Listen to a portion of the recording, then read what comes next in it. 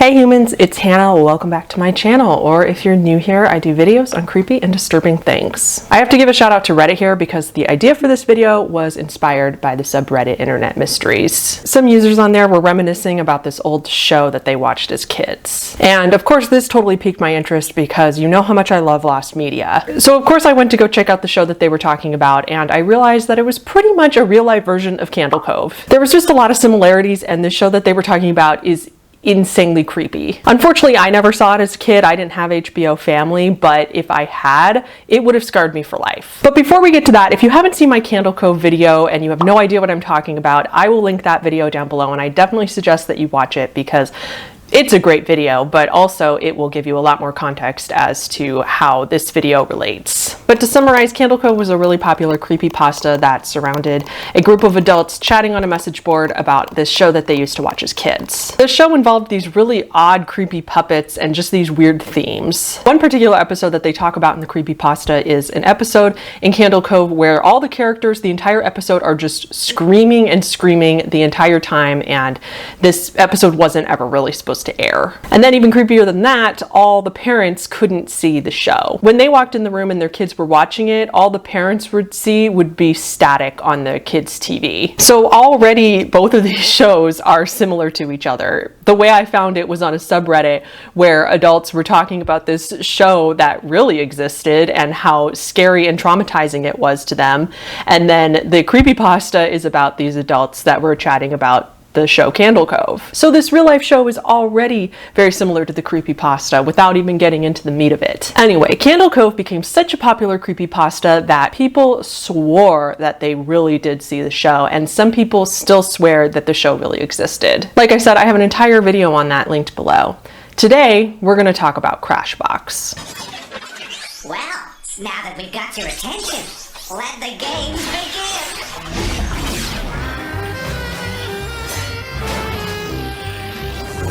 Cartridges assembling. Crashbox only ran from 1999 to 2000 in Asia and the United States. It was created by Eamon Harrington and John Watkin and only aired on HBO Family, which would explain why it's not extremely well known. Apparently you can still find it on various streaming services, and HBO sometimes plays reruns of it. There's a lot of clips and full episodes on YouTube as well. From all the forums and comments I've read, there are quite a few people who remember watching the show as a kid, and most people agree that while they loved it, it was just insanely weird and very bizarre. And some of the segments really did scare the crap out of them. The show was advertised as educational. It was made up of separate segments. All the segments were 2 to 5 minutes each, and there was a total of 7 segments, sometimes 8 every episode. You see in between segments that the show is kind of coming from this gaming computer, and there's these little robots inside the computer that's keeping everything running. As you just saw, the intro to the show itself is pretty trippy. And if that doesn't remind you of Cove, maybe the nightmare-ish segments will. First, we're going to talk about Captain Bones. Captain Bones was a skeleton on a pirate ship. This is the one that seems the most Cove-y to me. I mean, look at the comparison. Anyway, Captain Bones has you solve these math problems using his own bones. He pulls himself apart and makes math problems on the ship. He will then openly mock the viewers and insult you as you play, and eventually he gets so annoyed that he kicks you out of his segment and on to the next one.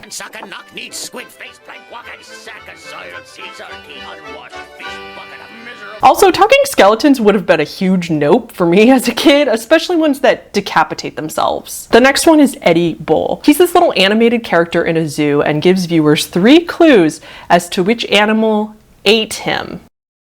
The song of the segment is Eddie Bull is Edible. Get it? I'm sorry, but this is so dark. It's not violent or anything, obviously, but it's just insane that one of the characters gets literally eaten by an animal every single episode. Okay, now did I forget to mention Billie Eilish's mom, Maggie Baird, is on this show. She's in 2 of the segments. The first one we'll talk about right now. That one is called Haunted House Party. So she plays the voice of one of the women in this segment, and the segment is just also stuff of nightmares. It has creepy graveyard characters, and the game is a history segment where historical figures are ghosts and gives you clues about who they are before revealing themselves. But just look at some of these weird little gargoyles and ghosts and scary jack-o'-lanterns here to haunt your dreams. Okay, but Billie Eilish's mom is also the character in one of the segments called Mugshots. She starts the segment by saying, "My name's Verity. I bust bad guys."